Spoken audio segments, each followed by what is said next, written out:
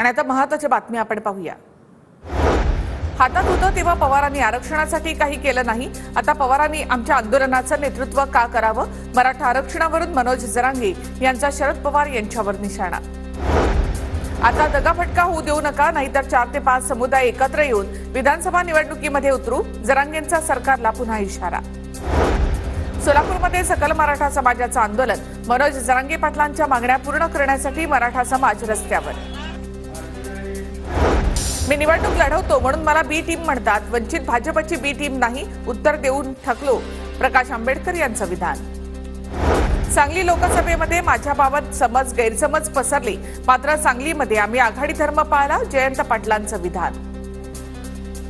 राजर्षी शाहू महाराज शिष्यवृत्तीमध्ये जाचक आणल्या, मनुस्मृती डोक्यात गेल्यावर काय होतं याचं उत्तम उदाहरण। राजर्षी शाहू महाराज शिष्यवृत्तीमधील अटींवरून आव्हाड संतापली।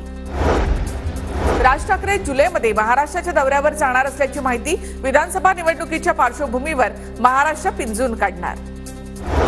विदर्भात भाजपचे आमदार विधानसभा निवडणुकीच्या कामाला लागले, लोकसभेमध्ये दुरावलेल्या मतदारांना परत आणण्याचं आव्हान, भाजप आदिवासी मतदारांसाठी मेळावे घेणार।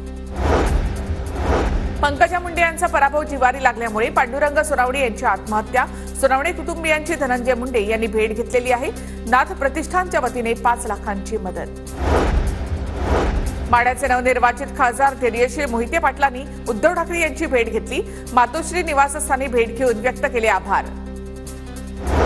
शरद पवार गटाचे जळगाव जिल्हाध्यक्ष अजित पवारांच्या भेटीला, मी नाराज नाही, पण उमेदवारी न मिळाल्यानं मनात शल्य, उमेदवारी मिळाली असती तर विजयी झालो असतो, रवींद्र पाटलांचा अजित पवारांकडे विश्वास व्यक्त।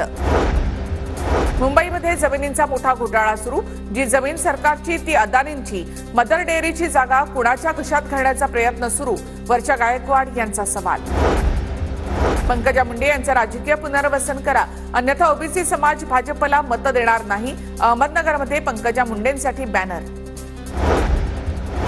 इंदापूरमध्ये पुन्हा एकदा सुनेत्रा पवारांच्या खासदारकीचे बॅनर झळकले, बॅनरवर सुनेत्रा पवारांचा राज्यसभा खासदार असा उल्लेख।